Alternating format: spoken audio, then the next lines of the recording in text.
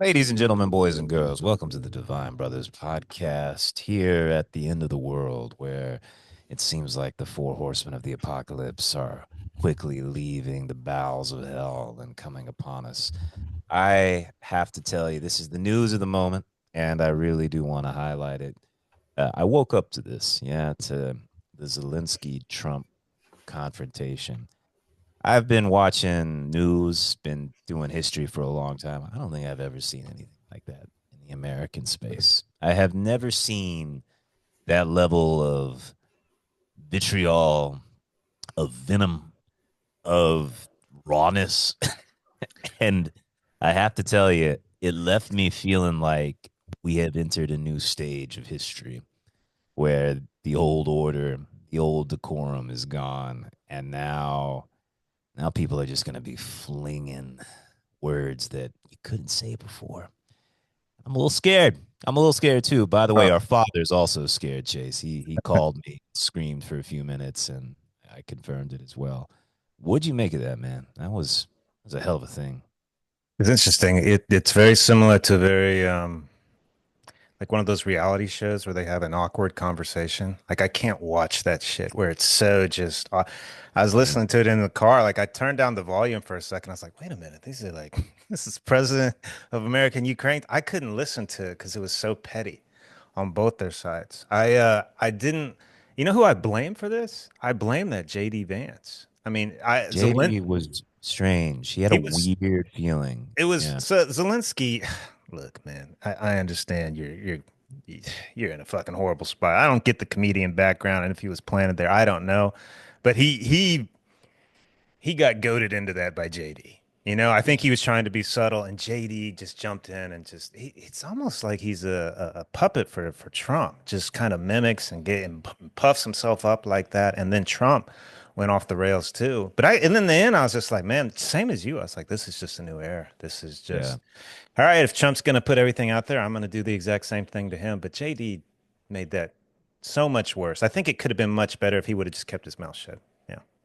There's an old rule in China that you never insult somebody publicly. Mhm. Ever. Like insulting somebody publicly is like that's I'm gonna have to kill you and your whole family now. That's Lose how. face, man. Face is Yes, for real. yes. Yeah.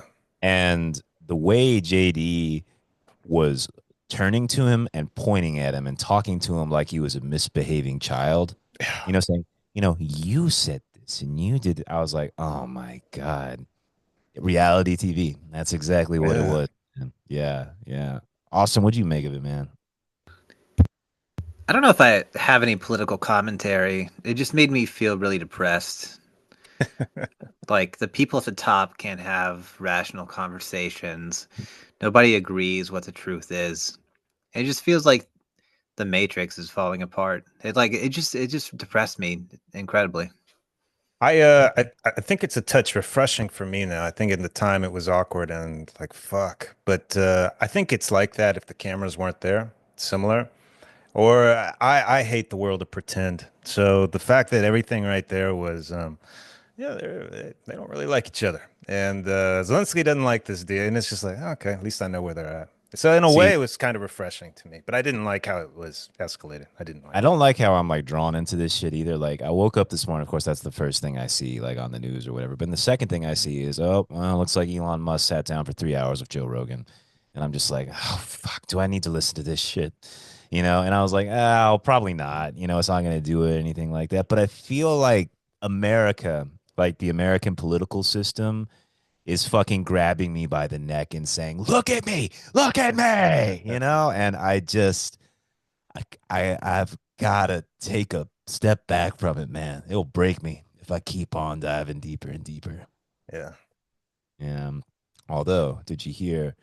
Rumor is next week Elon might be going on Jon Stewart on the Daily Show. Oh, That's the belly of the beast, man. Like he might get. I've seen Stewart crucify people. You know, I. That's dangerous for Elon, dude. I don't know if he's ready for that. A socially awkward autistic guy going against a comedian who's been training his wit for decades, beloved by the American people and the Democratic Party. I don't know, man. That could be oh, rough. you lean toward John in that debate. I've seen Stewart eviscerate people. In the Absolutely. past. Yeah, me too. No, no, recently. Yeah. Did you ever see him with the Pentagon executives? Holy shit. He made them like want to walk off. He was absolutely brutal. He does this thing where he comes off as being very reasonable, you know, even though he has clear political ideology, and then out of the reasonableness will come an absolute vicious barb. And you see people go, and I've seen him do it. I've seen him do it time and time again. And I don't know. I would be excited to see that because I don't think Musk has charisma. I don't think he could stand up to somebody whose job is charisma. But he's got him beat in IQ points. I see them trying to get along more than fight. Like I don't see them as vicious enemies. I do see them as opposing forces, but their intention in that conversation, I think, is let's make some headway. Let's try to get along. I don't think it's coming. I don't think it's Republican versus Democrat. I hate you. You know what I mean? I don't think the I tone's a think bit different. I think there's a real need for a hero on the Democratic side. Like they are in desperate need of somebody Good to point. counteract the insanity that they're seeing. The number one podcast in the world now is Midas Touch. You ever heard of this? What a Yeah. horrible name. No. Yeah. It is essentially a gigantic anti-Trump podcast. Beat out Joe Rogan, all the other ones, Call Her Daddy, all that For shit. a week or two. Yeah. Uh, the idea is people are so desperate to funnel their anger into a singular person. It's exactly like 1930s Germany, right? If there's one person who can funnel all of the emotion that's felt collectively across the country, everybody's going to get behind him. And unfortunately, there's just nobody like that for the opposition. There is no counter to Trump. No, because they're all insane on that side. So, yeah. Yeah. Did you see the Bill Maher interview Hey, with the podcast for can America? I ask you this? Because they had Noah right on the Daily Show. It was Jon Stewart retired. Yeah. They had Yeah. Trevor Noah, who's Yeah. smart. He's no Jon Stewart. He's just No. not comparable. And then just Jon Stewart's back now. He came out of retirement. Like, There's what's the? one day a week. One day a week. That's it. That's So it. he felt like he had to come back and take over. Like, all right, I gotta. I think there was also a demand for it, because can you name one other person on the Daily Show? No. Exactly. No one can. They got like a whole very multi-racial click cast. They got the Asian guy, the black guy, the woman, and that's it. That's who they are. But and then they alternate the host. So every night it's a different host, but Oh. everybody just watches Stewart.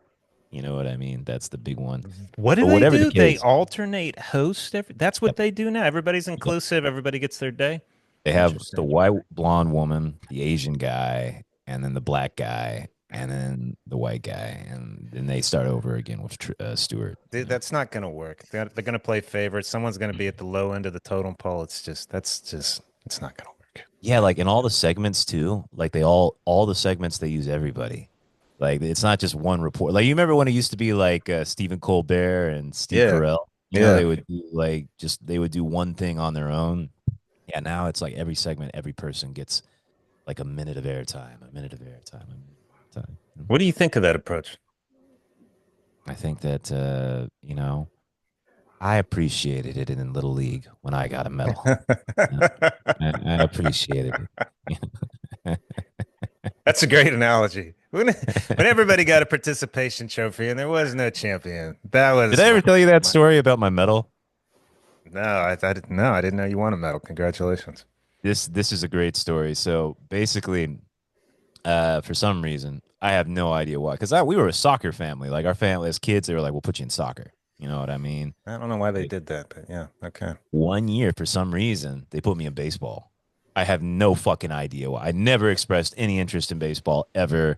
And they're like, "Here, go play coach pitch." Like a step, coach pitch. That was that like step above or whatever. And anyways, I go there, was miserable. I fucking hated it. I just was like, put me in the outfield so I can stand around, not look at anything. I used to throw the ball just towards the diamond, never towards anybody. Just like, there you go, go. Leave me alone, please. I don't want to be here. But anyways, at the end of the season, I get a word. Mom says, "You got a medal." I was like, "What? I got a medal? You can't be serious?" And I get up there, and they're like, "Here's the most valuable player. Here's the best pitcher." And of course, to Dean Conrad, we give most improved player. And I was like, this is fantastic. I was so proud of that medal. I couldn't believe it. Years later, I'm in fourth grade and I have to read this book called Skinny Bones about this loser kid. You know, everybody makes he's like the worst, most unathletic kid ever. And every year his parents make him play baseball. And every year he gets the most improved player medal. And he hit the final. The book is like, I'm not taking the medal. He refuses the medal. He's like, I'm not gonna fucking take it. And I remember my little mind being shattered and just being like, no, I was skinny bones. I was the loser. I was the nobody, you know? And So this story goes to say that you don't approve of the Daily Show's approach. in a roundabout way, I got there. Okay. Yes. Hey, Austin, what do you think of that? Giving everybody a equal segment and hosting a show and equal participation.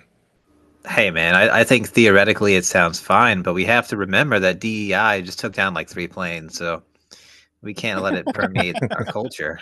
Is just my feeling, because you let it ferment in one location, and next thing you know, they're gonna let some Asian guy fly a plane that has no business being behind the wheel, and terrible things are gonna happen. So that's my perspective. I do love using that just randomly. If anything goes bad, I'm like, DEI, DEI. Just Like whispering it to it's myself like aloud. it's like the old thanks Obama, you Thanks, know. Obama. Yeah, it's So, fantastic. Yeah. No, yeah. I heard that if you were black, they just let you fly the plane. I mean, look, I haven't looked into that, but that's what I heard. So Listen, we owe it to these people, man. You know, in the same way that we yeah, took their ancestors' lives into our hands, now they put our lives into their hands. You know, I like that logic. It all fits together. that's poetic justice right there. Had you guys heard about this? This is a different kind of story, but this individual was took some mushrooms in order to attempt to cure his depression, and I guess he was a pilot or a co-pilot, and he hopped a plane to fly for free to some location, Oh, I and saw that. The guy on the wing, right? no, he wasn't on the wing. This Oh, guy tried that's to fake. crash Oh, the plane. oh Is He this was a man. white recently? guy. Is it where the conversation is recorded with the guy that's like, "Hey, did you steal a plane?" He's like, "Yeah, I shouldn't have done that." Is this the one we're talking about? No, that's Oh, like yeah, They that all have that different particular stories. guy. Man. A lot of people are trying to wreck planes purposefully. No, he was like sleep deprived and he took mushrooms. He went into a psychotic episode and he thought he was in a dream and he had to wreck the plane into the ground. He got charged with like 100 counts of attempted murder. I just thought it Yeah, yeah. I remember that Terrence. What's his name? Chase Terrence McKenna. Terrence McKenna. yeah. Mushrooms guy. He used to talk about a heroic dose of mushrooms. You know, and I think some people like they just assume, oh well, the more the better. You know, and good God, if you took a gigantic dose of mushrooms, yeah, you could. I 100% sympathize with that man. I would believe too that I'm stuck in a dream and the only way out is for me to crash this plane. I 100% empathize. You know, you got to be careful with that shit. I Yeah, agree. that heroic dose quote is a powerful one, but you better have somebody there as a grounder or be somewhere that you feel like you're safe. Like Yeah. it's a yeah. I remember the last time Chase and I we dropped some acid together, and I don't remember. Did we took the same amount, right, Chase? Did we? Yeah, but you Yeah. casually told me, yeah, just take two, and it's just that was a I'm a lot. little bit more experienced with acid than Chase, but Chase got launched to another dimension. And that one, he was. I remember just thinking, oh shit, maybe I should have said like, maybe one is enough, like that Yeah. sort of. There Yeah. was it's funny those charges that go against somebody. I had one time in my life, I had a client that went just nuts and they hadn't slept. They're in a psychotic state and they stole something they shouldn't have. And the mom called me and they're like, "Oh my God, they're gonna prosecute him. They're gonna throw him. They're gonna lock him up for." I mean, these charges were nuts. And I called I talked to the prosecutor on the phone. I was like, "This is the history. They were in a psychotic state. Please take this into." They were not taking their meds. Like, you cannot ruin this Mm, person's life. And they did listen. They mm. did. Like, all right, we're gonna get him treatment and help and medication, but they could have been locked up for life. For Wow. life. Yeah. So yeah, that guy's probably fucked. Was that a moment where you kind of felt like I did a good thing? You know, like or you felt the morality of your actions. It was the right thing to do because I know that person, and that person doesn't do shit like that. Like it's a normal person. They had a psychotic break. Yeah, it was. The righteousness motivated you. You were a righteous brother. Well, and the mom's just terrified. These charges. I'm like, oh my God, I got you. Give me the help. You know? Yeah. On a related topic, and I would kind of like your guys' opinion. Like, I'm so tired of my job, and I've had just this extreme impulse, man. Like, I want to be in the middle of nowhere by myself, but I don't know how to sustain that lifestyle. But like, I don't want to work anymore. I don't want to deal with people I don't like anymore. And I want to have ample opportunity to do the things that are important to me. I want to meditate all day. I want to read all day. And that's all I want to do. I don't want to deal with people. I don't want to have to work. Am I just out? Am I acting crazy? Is this like an unreasonable proposition? Is it even possible from your perspective? And do you guys have like a similar? Do you ever have similar kind of feelings like that? Well, I have a question. You remember what we talked about with fear thought? Yeah. Mhm. What kind of fears do you have when it comes to finally pulling the plug and living the life? Yeah. Yeah, making that transition. I guess the fear would be maybe I didn't like it. Maybe I would like run out of money and be like a homeless guy, perhaps. What do you make of like? Have you ever read of Diogenes? You know, Yeah. um, like what do you make of those kind of philosophers? The ones who do. They're like, yeah, I got my barrel. That's it. You know what I mean? Yeah. There's that great line with Diogenes the Cynic, who's an ancient Greek guy, where Alexander the Great like walks up to him and he says, Diogenes, what wisdom can you give me? And he says to him that Alexander will stop blocking my sunshine. Like just you're blocking my sun, man. Get out of the way. Like there's something admirable in people like that, but they are one in a billion. You know, do you feel like maybe you could make a transition to that state, so to speak? I think I could. So I'm pulled toward distractions, and distractions cost money. Playing video games cost money. And this is all due basically to the weakness of my ability to control my own mind. And this is a realization that deepens every day of my life, that it's not really the people around me and it's not my circumstances up to a certain point. It's my inability to control my mind in the manner that I would like to. Because I've been in situations, and we've talked about this many times, where I've been in altered states. And if I was like that all the time, I really could live without anything. And if I could be good enough at meditation to where my mind was still and stable, like basically all of the time, I could live like a homeless person, like Diogenes, and be perfectly content. My fear is that it doesn't work or I fall out of it. And I'm in a situation where I need distractions again. I need caffeine. I need video games. I need this and that. And those things require money. Having a peaceful mind is my ultimate goal, not to require all these material things and all these things that are completely out of my, ultimately completely out of my control.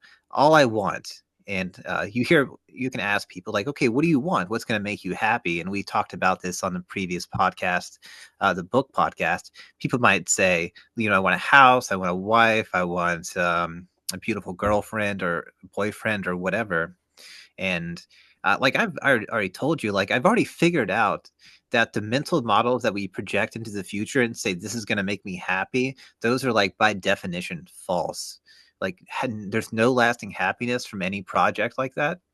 It's from just controlling the mind itself. You have to go directly to the source and control that. And like, I want to be in a situation where I have the benefit or the opportunity to just focus on working with my mind and putting it where it needs to be. So I don't have to rely on all this extraneous external stuff. And like, that's my goal. And like, I understand now what I should do. It's just a question of how do I get away with it? How do I gain the opportunity to be able to have the time like I had in Canada, where I'm actually able to do that? So that's kind of my situation right now. Like I really want to do that, but I because of the necessities of society, I'm kind of stuck. So I have a question about Canada, right? Was it the same um, initial desire? Yeah. Like the idea of I'm gonna go off and live a different life. Yeah. No, I wish that I could say that I had a plan, but it was like Not I necessarily a plan, but the desire. You know what I mean? it was like honestly not even. I mean, I Okay. didn't really want to go to Canada. I just was like Because in my really mind, I remember hearing about it. And I'm like, he went off to be a monk. Like that. yeah, That's honestly what I assumed. I was like, he is. He's off meditating on a mountain in Canada. That's what yeah. I thought you were doing, bro. I watched these A&E episodes and it's like, oh, this guy like, did something crazy for love, He like burned down some lady's house or whatever, whatever it is. And that was me, man. I was just like incredibly in love with somebody and I was just like willing to do whatever to Yeah. go there. And I took a lot of risk. And hey, there's ups and downs. Like it ultimately didn't work out, but that's why I did it. Like that's out of character for me, man. I'm not really a risk taker for the most part. So the desire you have now is different. It's not the same sort of thing where, because I understand that I've always had the tendency in my own life to say, fuck it, burn it all down. Let's start over. Move to a new country, start again. New job, new city, new everything. Like I've done it many times in my life. I have no problem pulling the plug and starting things over. But when you talk about the mind, I often come to the conclusion that my mind is just how it is. You know what I mean? It's always going to be like this. And sometimes when we talk, I always feel like you kind of come back to this, I guess what I would call like a natural state of depression. You know what I mean? And you seem to communicate to me that this is how you are, right? Like this is how you almost born this way. And again, correct me where I'm wrong and stuff. Um, is the goal to change that nature, that part of you that's you've kind of argued is like almost like DNA. You know what I mean? Yeah, well, I definitely agree with you that without constant effort, that is my natural condition. But I've seen myself at my best, and I'm peaceful. I have a clear mind. I'm compassionate. I'm forward thinking, and this is a gift that occasional psychedelic use and especially meditation gives to you with enough practice. And I've put myself in really good mental places, even under really bad physical conditions. So I've proven to myself that it is possible. At some point, conditions changed so radically that I couldn't keep it up, and a lot of things kept me from doing it. But I'm back in a position where I'm like refocused on what's important. That yeah, that's really the direction I want to move in now because I just like everything else is too um, unpredictable, and it's really about the mind. I mean, that's the conclusion I've come to. You have to get your mind right, So and hold on, yeah, Chase. I'm sorry. I know I've taken over the conversation. This is the last point I'll make, but I do want to ask though: are you suggesting though that you do see something on the horizon where, if you were to make changes, so to speak, if things were to be altered radically, whether that be training the mind or quitting your job or whatever, you do see this hopeful future where um, you become the thing you want to be. yeah, I definitely I could be a much better mentally, and I've seen it before, and I have confidence that I can get back there, and in a lot of ways, I'm in the best situation for it.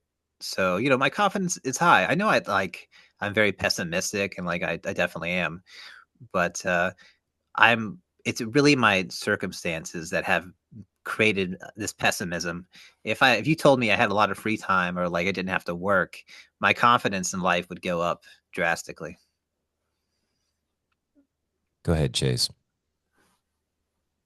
Uh, Dean looked for the acceptance angle. I think that's really important. The initial step. And Austin says, like, look, if my circumstances were different, the state of mind would be different, which is huge. So I was talking to Austin about this because you guys are doing the book club thing. He asked me to join. I was like, I don't want to jump in the middle. I'd rather start from the beginning. And there was just one I was listening to on the trip that it was that Alistair Crowley guy. I've heard of him. I've never looked in. He's a fucking nutcase. But in one of his hearing a voice. He wrote this book, it's the Book of the Law. And it's interesting because I've gone through it, but it talks about everybody has their true essence. And sometimes you read something, you feel like, I don't feel like it's perfect, but I feel like they're onto something. And in the book, it's like, there is no morality when you're working towards your true essence. There is no depression or anxiety. These words just don't exist because you fall exactly where you need to fall in this existence. And I think that's possible. And I think we have clues to it. So Austin's talking, when I can meditate and I have my time, I exist on a frequency that's where I want to be. It's possible. Like he's been there. I think we all can taste it occasionally. How you stay there? It's a difficult question. It's a difficult question. So The question, and it's the thing nobody wants to talk about, but it's always there, is money. You know, and I think that one of the interesting things that happens when you have a partner is you can share in the financial load. You know, mm, and when you're part of a community, you can share in the financial load. You know, I get back to the Epicurean idea, where we have some kind of support structure that allows for free time, that allows for people to actually do the things that they have a passion for, to work on the things they want to work on. The monotony of modern life is fucking killer for the spirit. There was a great book by Christopher Ryan. He was the guy who wrote Sex at Dawn. Chase, did you ever read that Sex at Dawn book? It was an no, old Joe Rogan sort of thing. He no. wrote a new one called Civilized to Death, and it looked at primitive societies. Now, this is controversial, you should know, but he argued that the primitive work week was essentially about 20 hours a week, right? Meaning 20 hours of hunter gathering. The rest of the time was genuinely spent around the fire, hanging out with the community, raising kids. It was 20 hours of I'm hunting, I'm gathering. And the rest of the time was simply developing a society, you know? And now we work in these places where, 40 plus hours a week doing something you hate, it's not human to do that. Hundreds of thousands, no, sorry, millions of years, people doing this stuff, where they're just hunting and gathering and socializing and looking at the stars and talking around the fire. That's what people are doing with the majority of their time, which is how we develop language and music and all of these cultural things that we have. There's something not right about how we're currently living. So I definitely appreciate the desire, brother. I do. It's just a matter of figuring out that fucking financial angle. Yeah, absolutely. Especially for me, it's ultimately not going to be me living in a nice house and having all this ample time. I'd have to be a willing to take significant reductions in like my material wealth around Would you be me. willing to do that? Probably. I would at least try it for a little while and see how it works. I mean, I don't know, man. I don't like my job. I interact with people I don't like. I don't want to be there. I'm there for 4 hours and I'm just like, I can't believe it, man. It feels like 12. I'm just like, dude, I gotta Yeah. get out of here. Like, I can't. How can I keep doing this? How can I keep doing this for another 10 years? Like, I don't understand it, you know? And I feel like I'm wasting my life. And you're talking about people doing hunting and gathering. It's like you do it for your community, and people appreciate you for it. You come back with a deer, and people are like patting you on the back. You feel good. What I do, there's no thanks really. And So so very easily replaceable as well. this is I had no intention of sharing this, but I will go ahead and share it. This last week, I was talking to a friend who I think I've mentioned it before, but he does dirty shit on fans only, you know, and like he he fucking will walk around in sweaty underwear and send it to guys who sniff it, and he makes a good chunk of money from that. I was like, how much have you made? He's like, dude, I've made $20,000 this year. I was like, what for sending dirty underwear? I can't believe that shit. So, anyways, I started talking to him and stuff. And he's like, you know what you should do? You should make an audio with your book. With your voice. You know what I mean? Go on r slash Gone Wild art audio or whatever, and post something with your voice. And I was like, fuck it, I'm gonna do it. Why not? So I sat down here with my recording equipment and I did a little gay, dirty scenario, a little improv, man. Just made it up off the top of my head. It's It was disgusting. so I started looking at the things and I found out like they were all into roommates. Like, oh, your roommate, like he needs the rent, so you're gonna have to fuck him. So that was my scenario. I was I like, mean, that was my experience, sure. yeah. You want the rent, you're gonna have to blow job. And I, did the voice real deep and shit. Like, you fucking faggot, you get it in there. That sort of shit. I post this, Chase. I was a sensation. A sensation. You need some voice 10,000 actors? views. Voice actors? 10,000 views in or listens in one fucking night. And then all the you make my cock so hard. I'm twitching right now. Like just they're all going Man, crazy. Dude, I felt amazing. felt I, appreciated. I, Yeah. I was Yeah. appreciated. I was fucking appreciated. And so in my mind, I'm like, all right, I'm gonna set up the OnlyFans. I'm gonna do this properly, but I'm gonna fucking make some money off this, put this in a separate account and all that sort of stuff. And then I got immediately banned by the Reddit mods because they're like, oh, you're doing this from China. Oh, you're using a VPN. And I tried setting up 4 different accounts this week. Each one got banned. Each fucking one. Dude, it adds to your Oh no. mystery. Adds to your mystery. Is I that know, but it was this Chase. I recorded 5 different recordings. It was not work. It was not work. I was obsessed with Reddit. I'm totally focused. I was like, I got to figure this out. I got to figure this out. And it consumed my mind and my time. And it wasn't exhausting. I wasn't bored. I was excited and interested. And I was like, holy shit, I haven't felt this way ever. You know what I mean? And it was such a contrast to the normal work that I do. You know what I mean? And I just it's done. I can't fucking do it. I'll have to find some other way to fucking. I don't know how I could do it without Reddit, but whatever the case, I know what you mean, Austin. The soul crushing feeling, especially waiting tables, dude. I did that shit for 10 years and shit. I swore never fucking again because I hated it so fucking much. And it's one of those things you feel if your soul's pixelated. Every day you go to work, a few pixels just kind of float away forever. You know what I mean? Like you feel like a little piece of you just dying every day when you go out there. To have the opposite sensation of fulfillment and appreciation, that's what it's all about, man. Yeah, like that short kind of essay that I wrote on Reddit. I really enjoyed writing that. And like you said, Dean, I mean, you got a lot more return than I did. It feels good when something you're passionate about is received well and people give you credit and say, "Hey, man, good job." Like something you put out really authentically and something that really represents like something you care about, people resonate with. And I had people like reach out to me and who were just very appreciative.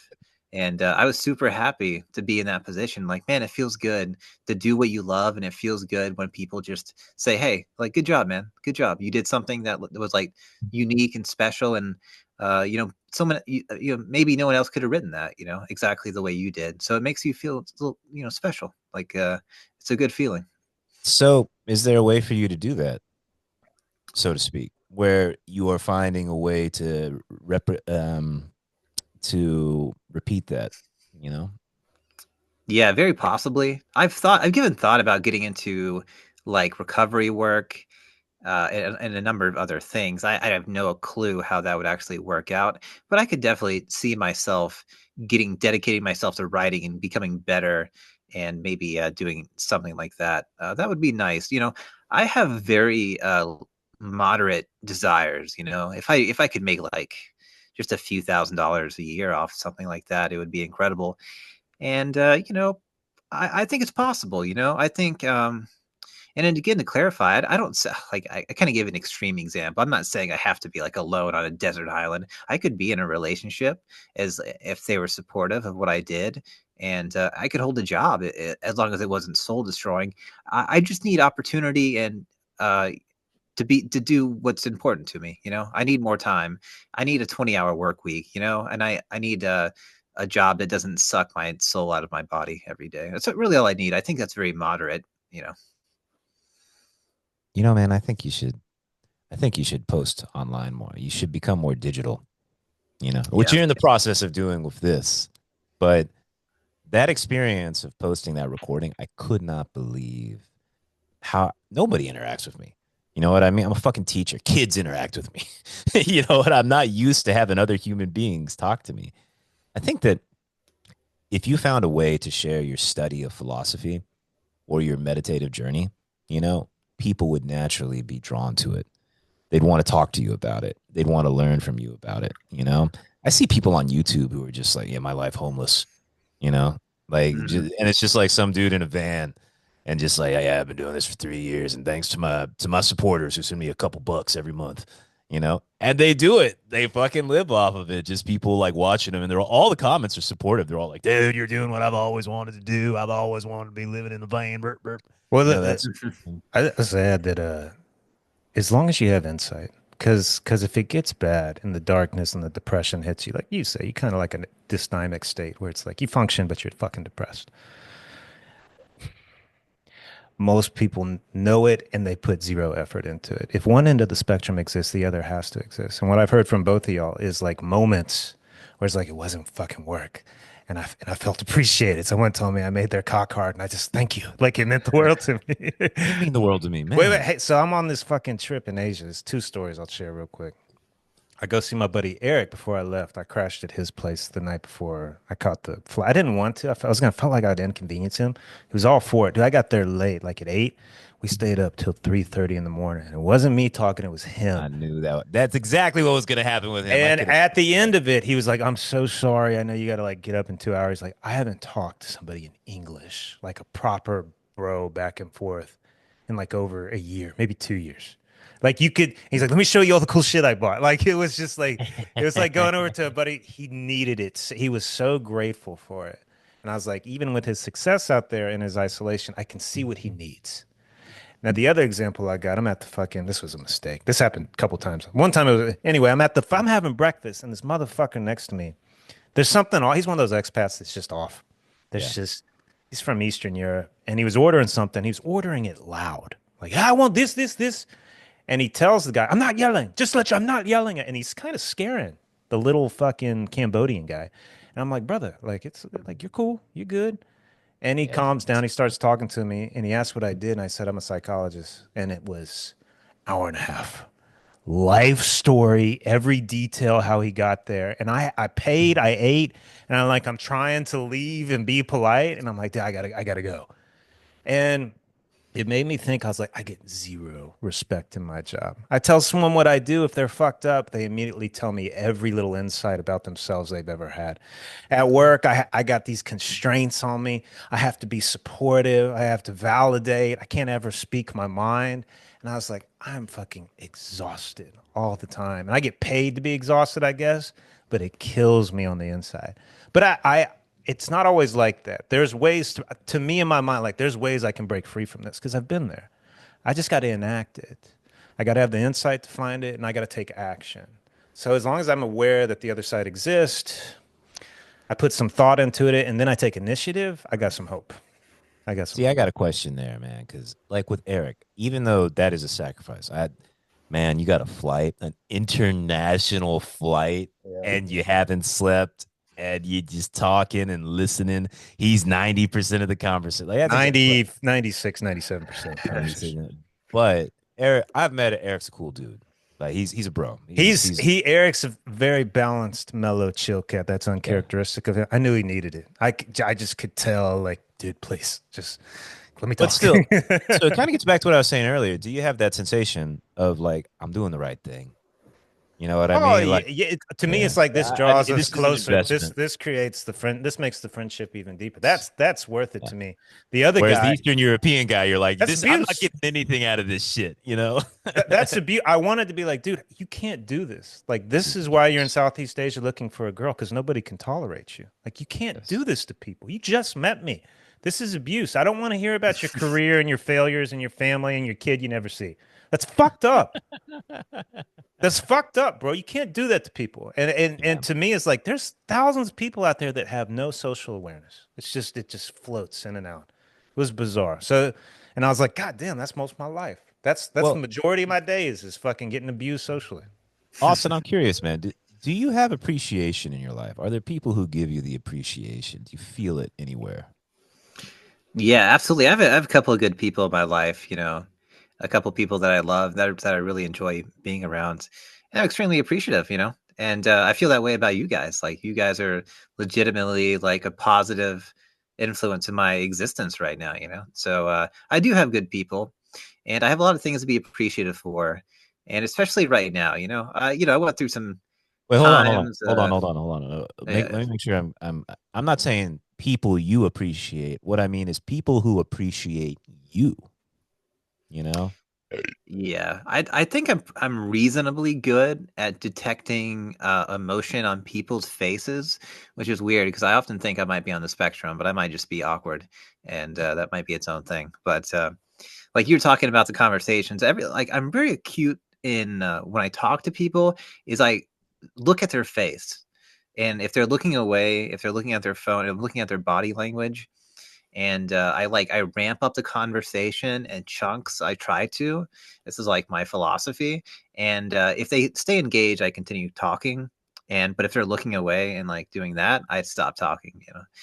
But Yeah. generally, you know, I don't think I'm a difficult person to be around, and I think there are a few people who do appreciate me. Like I'm a reasonably chill person. You know, I think I'm okay most of the time.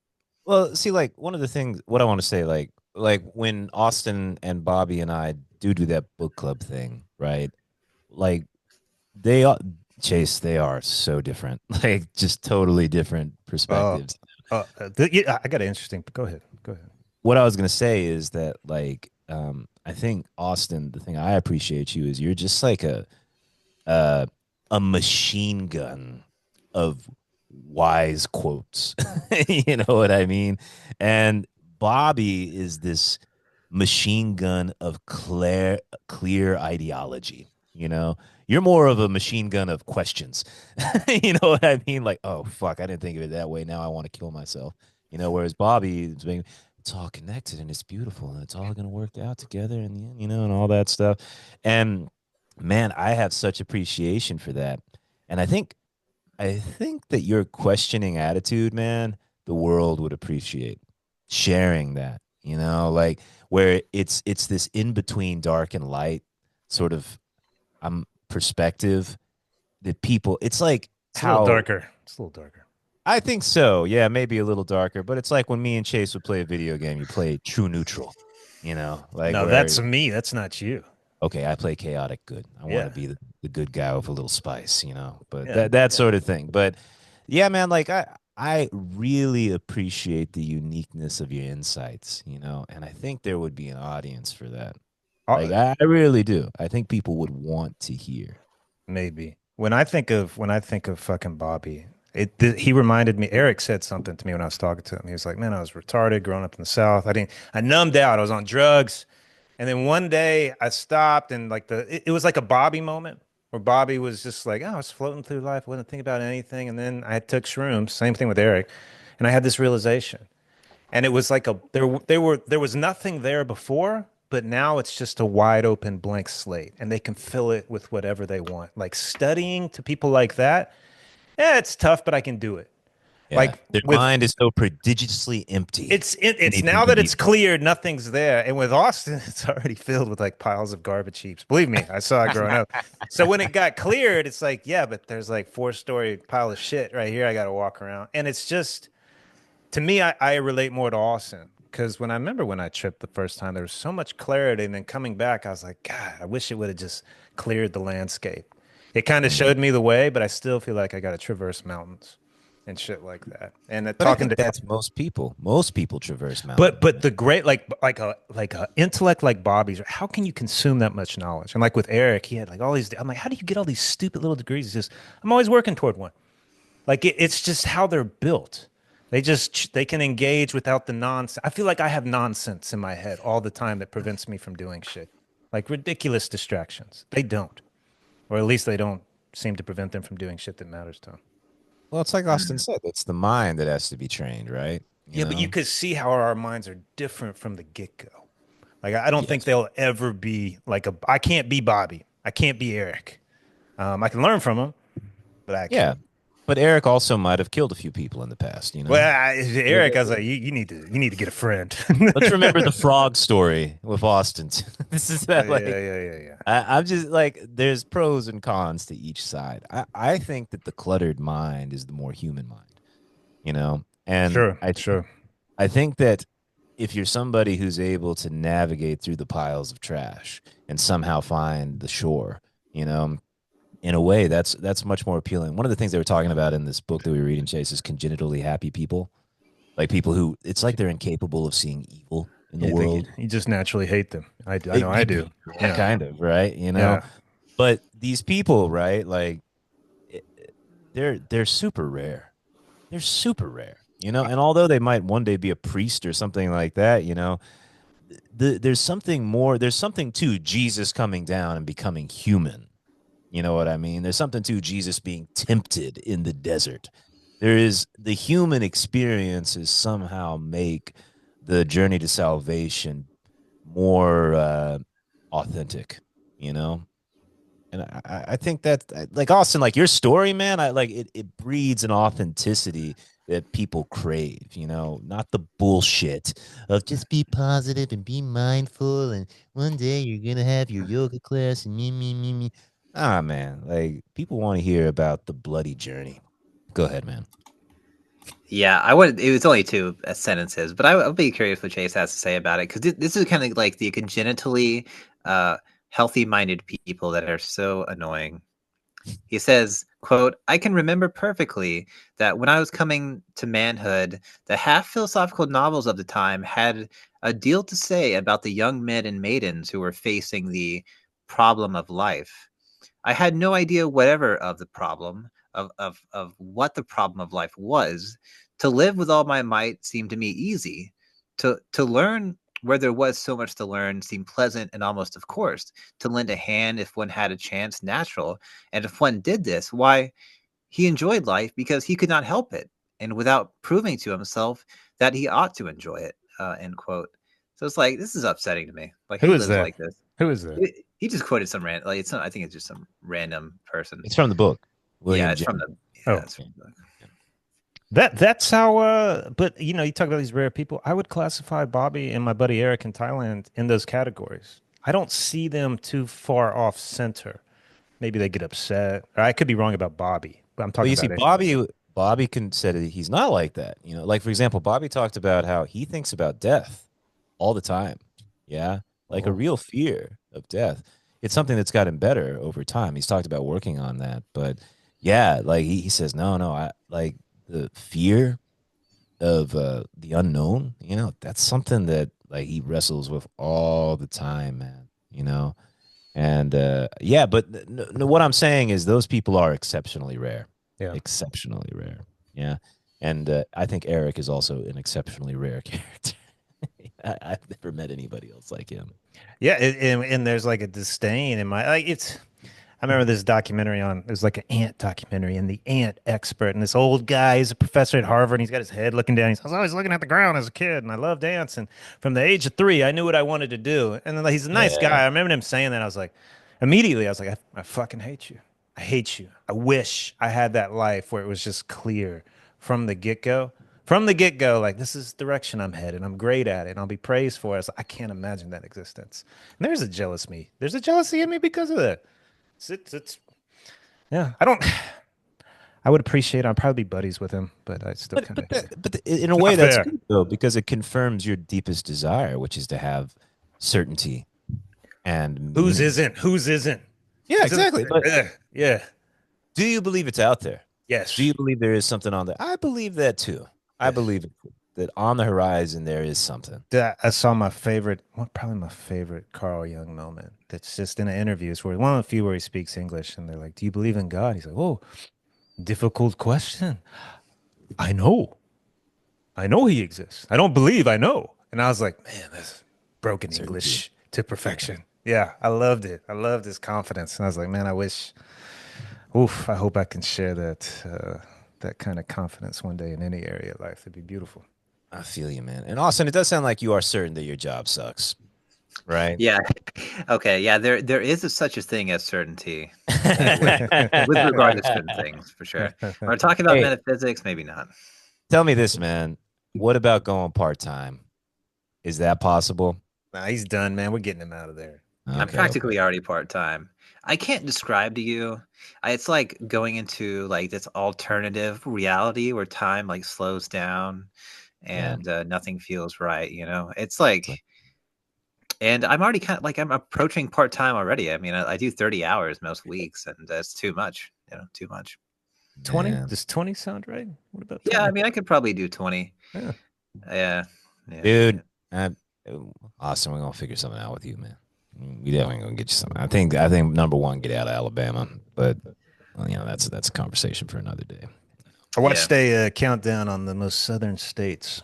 There was like 12, I guess, maybe What? 10. The How does that most even make sense? What is the most southern state? And it was a battle for number one. There was debate It's in the got to be comments. Mississippi or Mississippi. Alabama. That's what came to mind, dude. Yeah, Yeah. those were 1 and 2. This guy Yeah. listed Alabama as number one, but Mississippi was very upset. And I saw other polls where Mississippi was number. But those are the two places where you don't want to be. You don't want to be. It's just like it's international reputation, those places, and some of it's good, most of it is not. And you don't belong there. I knew I didn't belong there from the get-go. You do not belong there. Yeah, I think Austin, you belonged a couple centuries ago or something like that. You not in the right time, brother.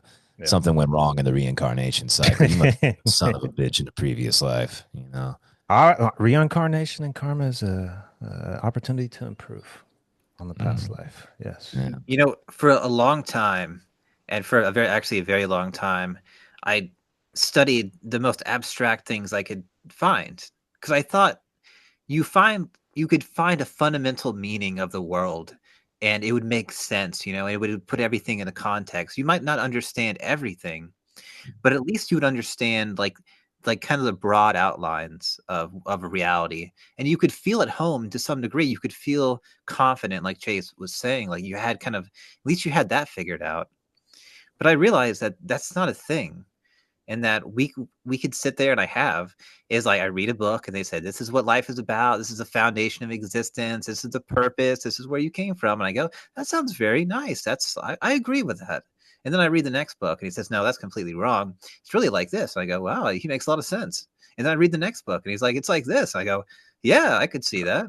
Oh, And I realized, wait. Do you ever come to a point where you're like, this guy's full of shit? I mean, I've come, yeah, but there are a lot of, besides the obviously like really shitty people, like you have really great people that are drastically different. Schopenhauer and Nietzsche, Buddhism and Christianity, or like Mohammedanism or whatever. It's like they have very radically different ways of viewing reality. And a lot of people are convinced by them, and in some cases they make good arguments. Either they're making good rational arguments, or they're making appeals to intuitions that seem correct, or they're making appeals to revelation. And I've certainly curtailed my desires, or like I've come to the reality that you have to come back to the immediate, and you can't get lost in ideas because you'll be there forever. Like you have to come back down to reality and make real changes. Yep. Ideas are beautiful, but at some point you got to take a walk and start making real concrete changes in your life and really moving towards a very specific direction. You can't get stuck in ideas. And I was like that for a long time. And I think I became very detached from reality, and almost like I was just hanging in air, like I didn't know what to do. And gradually I'm coming back down.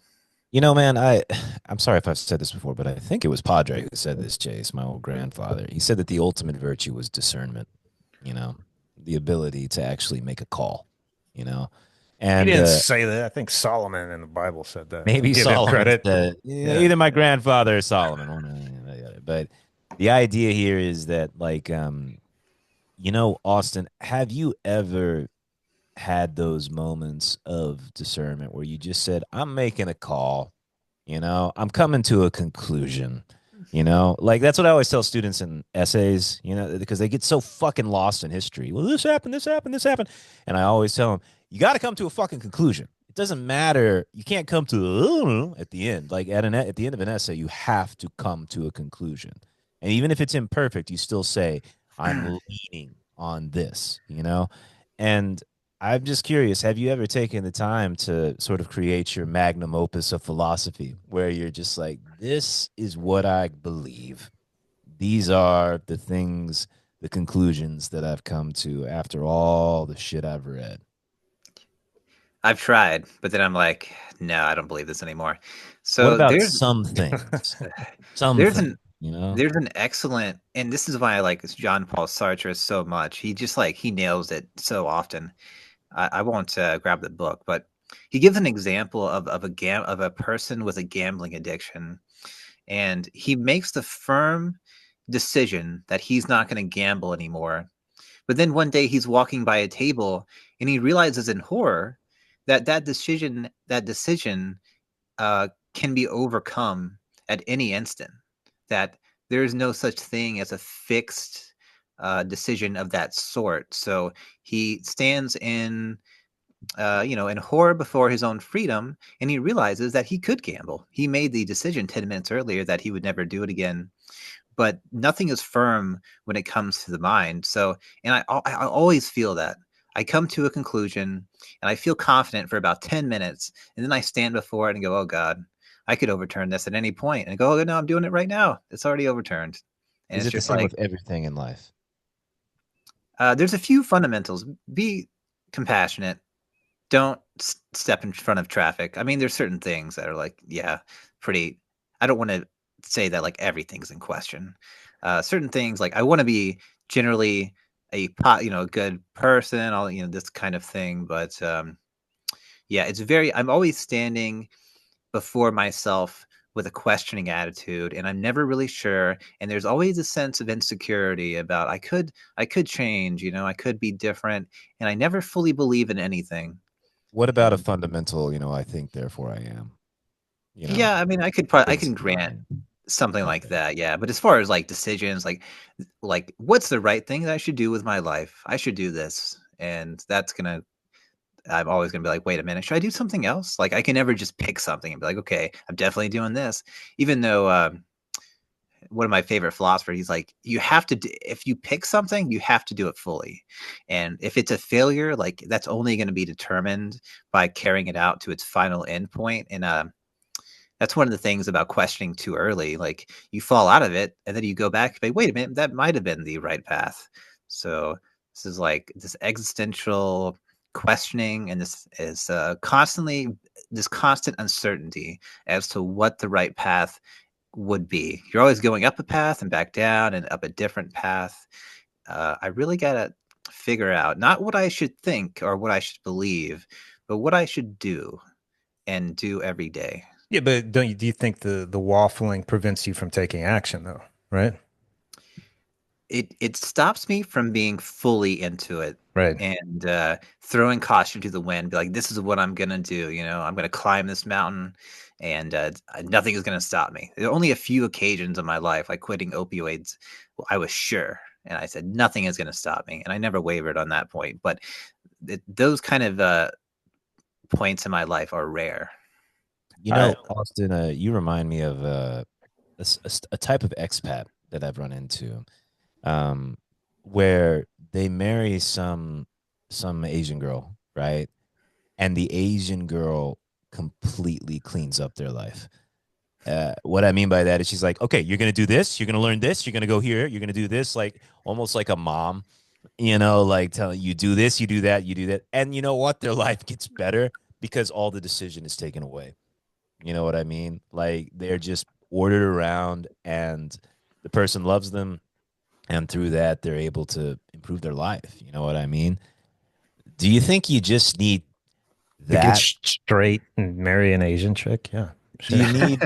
But seriously, I mean, do you kind of in the same way of like the hand of God saying, Abraham, get up and go to like, Go stab your son in the chest. yes, like how do you think that what you require is, an order, a command, Hey, thou shalt. That's hard to say. I don't. I'm congenitally against authority. I could never. I Yeah. could never deal with that. And I'm very sensitive when I feel like people are bossing me around. I dislike it on such a fundamental level. I couldn't stand it. Maybe you do have my best intentions or best ends in mind, but I could never accept it. Don't tell me what to do. Okay, the solution has been shut down. Okay, good, I good, was, I good. was trying to think A what hypothesis and take it shot down. I like that. Yeah. Austin, I'm very much a vacillator myself in so many areas. I will fuck off. You're full of shit. That study's nonsense. It was training to me. I'm proud of that. There is some things like I talked about that book of the law. I'm like it's by a drugged out lunatic that's hearing voices. Like there is some to me. It felt. Have you ever like if something feels right? Like it's not 100%, but I'm like, oh, this is the direction that makes sense to chase and whatever vibration I live on.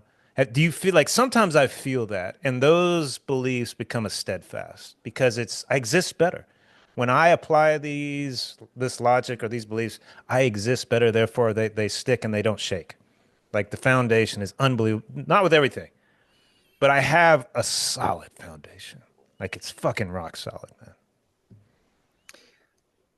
Do I? Wait, I might You have don't lost seem the. like you do. No, I I don't. think that's the difference. Like I have some foundation to build off of. Yours is always shaky. But tested by experience, right, Chase? And just my Experience. own little experiments where it's like, okay, this I exist better, I operate better, I treat people better, therefore this must be the right way. Yeah. Yeah. Yeah. Do what thou wilt shall be the whole of the law. I don't know. Something like that. Yeah. That's what Crowley says. Ah, He's a yeah. wild dude. I think your idea of doing a podcast about him is a little bit exciting. I reached out to find one of my favorite. He wrote a diary of his drug addiction because he was a cocaine and heroin addict. Well, he never admitted it. He's like, I have control over this, but I still like to use them like Well, daily. let's see what he says here. He says, quote, I, Baphomet 666, wishing to prove the strength of my will and the degree of my courage, have poisoned myself for the last 2 years and have succeeded finally in reaching a degree of intoxication such that withdrawal of the drugs, heroin and cocaine, produce a terrible attack of the, quote, storm fiend, unquote. The acute symptoms arise suddenly, usually on waking up from a nap. They remind me of the, quote, for God's sake, turn it off, unquote, feeling of having an electric current passing through one, and the superstructure, and end quotes, of the Baltoro Glacier. The psychology is very complex and curious, and I think a detailed record of my attempt at breaking the habit will be interesting and useful, unquote. Wow. I didn't know that. Yeah, he's a wild dude. I was gonna say this, Dean, this fucker. He invokes like there's like some ancient ritual where you can interact with demons and the devil. They're like, look, it takes 6 months. 6 months, you gotta like be on a property that faces a certain angle, and you got to do it daily, all day. It's like intense fucking black magic, and this guy's like, I'm gonna do it. Then halfway through, he's like, yeah, fuck it, I'm bored. I'm like, fucking crazy, man. If I Honest. ever dove into black magic and just half-assed it, that blows my mind. And then after that, he gets these voices that come to him in Egypt in the pyramid that tell him about this law. Like it's bizarre shit. Super bizarre. See, Yeah, Austin, maybe you're meant to be that guy.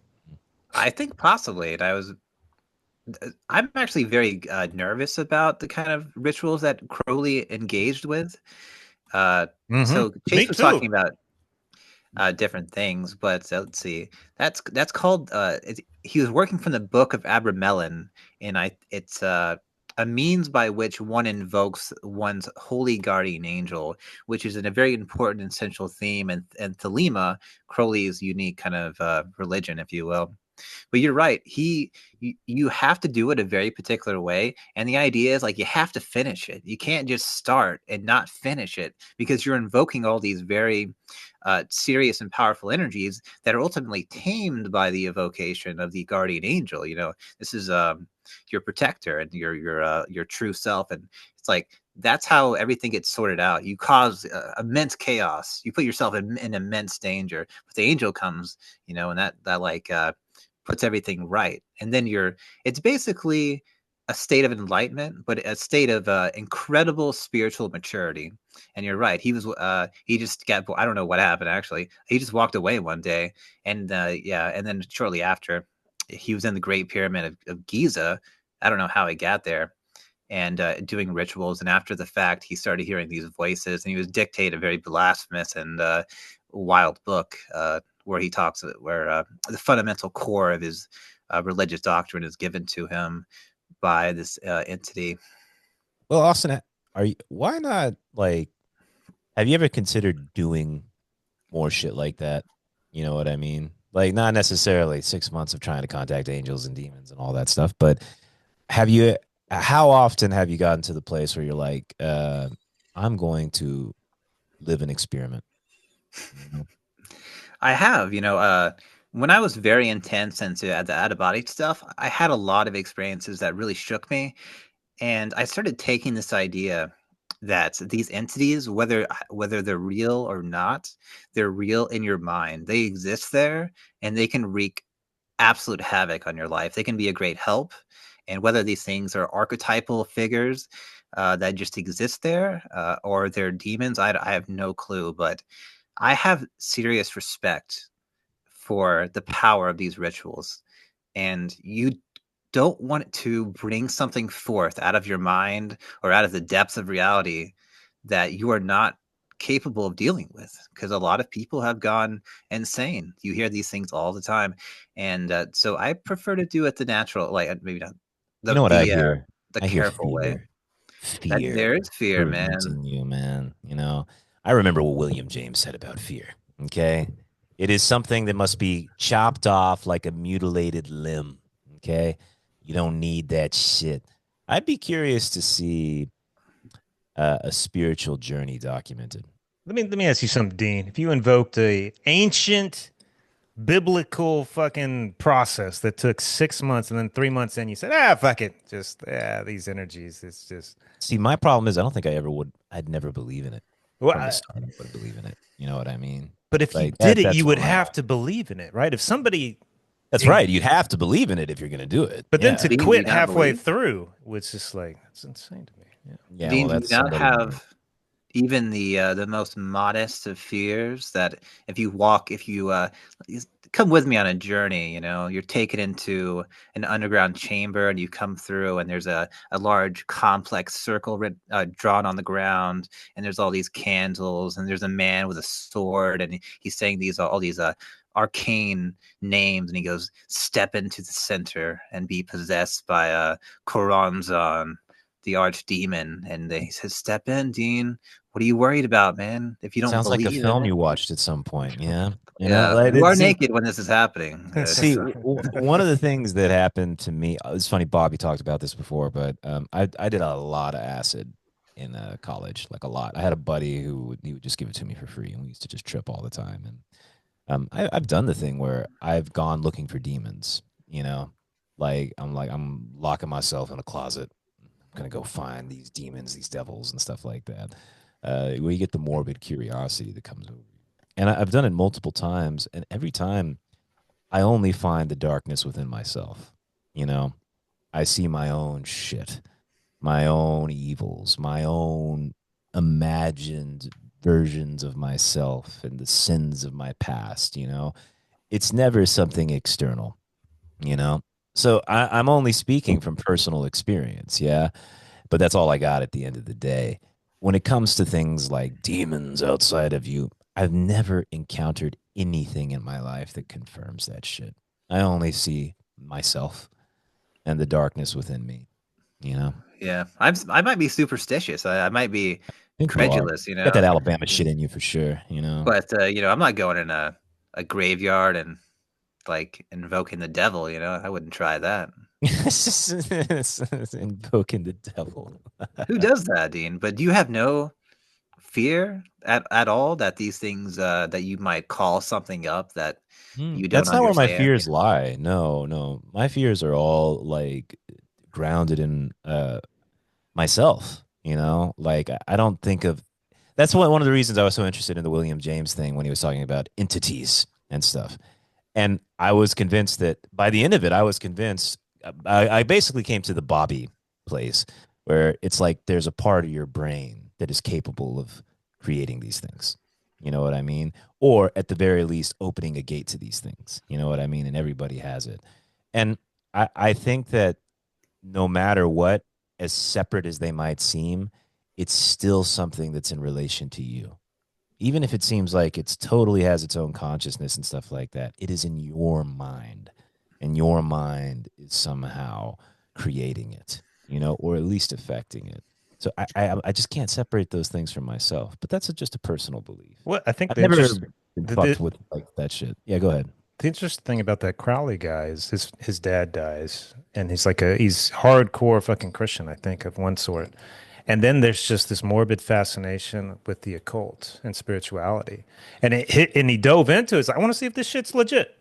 Like I want to see what's here. And he does, and it's unbelievably real to him, to the point that he dictates a whole book out of it. It's like you never hear him talk on questioning, but I believe demons are a part of yourself. Do I believe they're separate entities? I don't know. There could be, but I don't have the guts to evoke. I am terrified of evoking some type of spiritual fucking. I cannot do a seance in my house by myself. I'm too fucking scared. I am too scared of what could happen. I don't know if it would happen, but there's a possibility that it might. I don't have the guts to dive into that. I'm out of I fear. never do it. I Never do it. Couldn't do it. I always remember that the old "Thou shalt not test the Lord your God." Yeah, what God says to the devil and stuff like that. And I remember thinking, this was a Hitchens line. What a convenient thing to say. Do not test the Lord your God. Great. Yeah, so we can't confirm anything. It's a good way to evoke fear. Let me say this though, on DMT, that's the only thing that the 8-minute trip that I had on DMT, I ran into entities, and they were not part of Chase. Those were Buddhas and sage. There was something else. It was something ancient. But even you said you kind of thought of them as like almost past lives. They knew me. They knew me. Yeah, they knew you. There was a connection to you. Sure. There was, and maybe it's the greater consciousness of it all, but just the entities that I saw, it's like these are spiritual beings. This isn't Chase. But could they be a part of Chase? Sure. But it wasn't Chase's fears deep within me. These were entities separate from me in certain ways. Yes. Yeah. Yeah. One well, day. like one day. Thank you. When you're doing like out of body work, or you're leaving your body and you're going out into unknown vistas, and you go into a house that you've never been inside of before, and you have no preconception of what's inside of it. And you walk in, there's a family watching television, and you're having a conversation with them. The mind surprises you, and it's bigger than, I don't know. Well, I've never reached an endpoint, right? I literally fly over, vast mileage and just reach new places, and then there's a new place after that. I've dug into the ground underneath tree roots, and I found a turtle. I go, this is strange. I was just looking for what I could find, and I never really knew. And my theory is that all of it exists at all times. It exists right now. Every place I've ever visited in my dreams and my out-of-body states, every person I've ever talked to, that turtle that I found underneath the tree, it's still there somewhere. So you are certain of some things.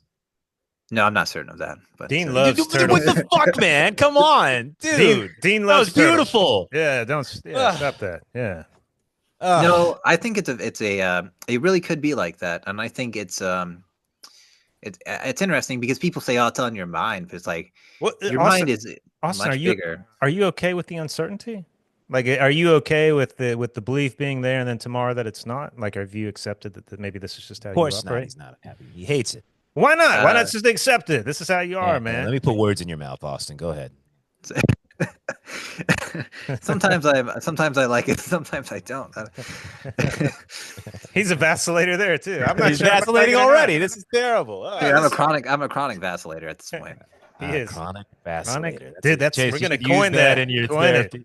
That's good. But I will Who say came this, up with that, Chase? I did. I came up with myself, thinking alone in my room by myself. Yes. I like the beauty of thoughts. I like the beauty of hypotheticals.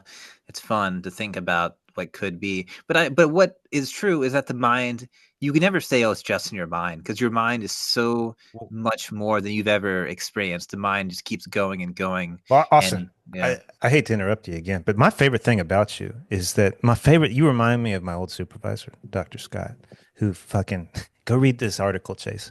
I'm like, okay, I don't know what I'm reading. And he'd come back the next day, like, what did you read? I'm like, it's too. He goes, let me tell you why it's bullshit. Every single academic journal, he'd give me an article. Let me tell you why this is bullshit. And that's why I've always liked Austin, because he's like, well, you know, this it doesn't make sense here, and this could go here. And actually, if you read this, it says this. But then, of course, it contradicts it. I'm like, this is how you should be. You should question fucking everything, because all of it is probably bullshit. Probably is.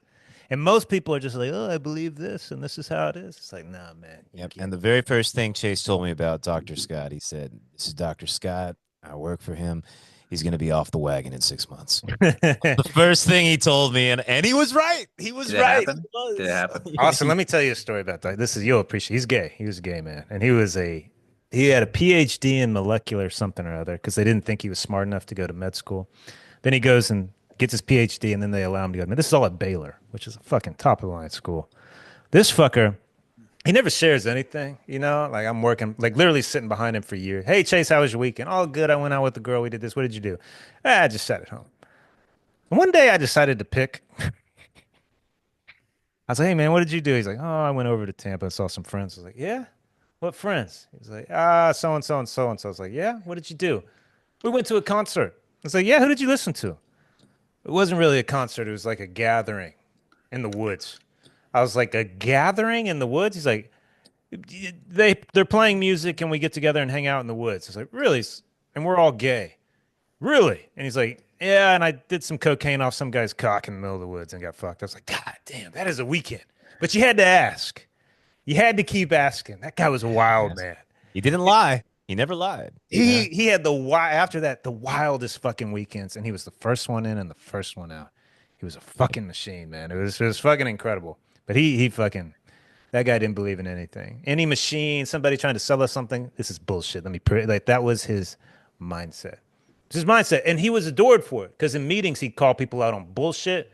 But he was he was a depressed motherfucker, because he couldn't find his own internal happiness. But professionally, he was exquisite. Fucking exquisite. It was a counterbalance. Yeah. I mean, that does sound a lot like me, except the orgy stuff. Yeah.